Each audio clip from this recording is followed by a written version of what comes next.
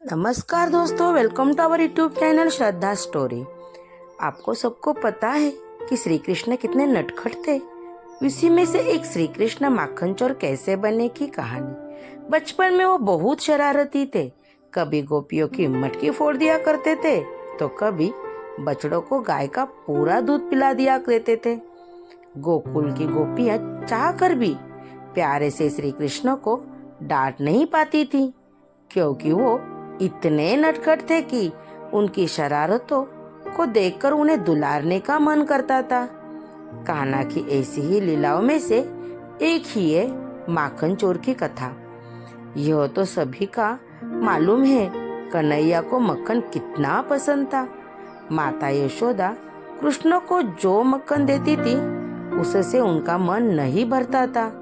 इसलिए मैया जहाँ भी मक्खन रखती, कृष्ण चुपके से गांव के बच्चों के साथ आकर सारा मक्खन खा जाते थे। ऐसा कई दिनों तक चलता रहा। जब मैया को कुछ समझ नहीं आया कि माखन कौन चुरा रहा है, तो उन्होंने एक दिन चुपके से मक्खन से भरे छोटे छोटे घड़ों को रस्सी के सहारे ऊपर पटांग दिया। लेकिन श्री कृष्ण तो श्री कृष्ण है, श्री कृष्ण की नजरों से क्या छुपा सकता है।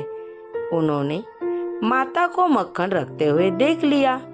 अब समस्या यह थी कि मक्खन तक कैसे पहुंचा जाए। काफी सोचने के बाद उन्होंने सभी दोस्तों को इकट्ठा किया और बोले कि सभी एक घेरा बनाओ और उसके ऊपर चढ़कर मक्खन निकाला जाएगा। उस तरह से वो उनके सारे दोस्त पूरा माखन चट कर गए।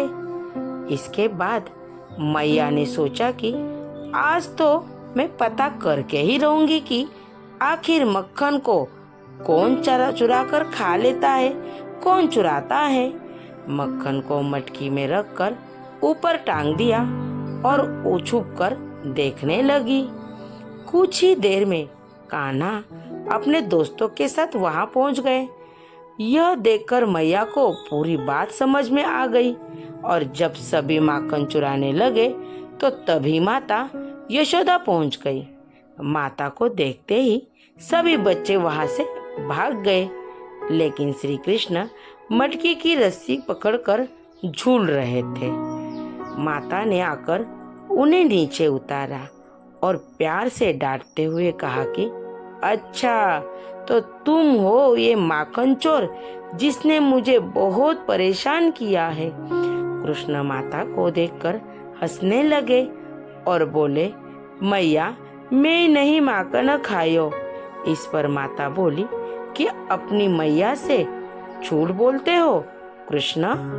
कन्हैया की ये बात सुनकर, भोली सी सूरत देखकर और उसकी प्यारी सी बात सुनकर माता ने कृष्ण को अपने गले लगा लिया और बोलने लगी, मेरा प्यारा नटखट माखन चोर।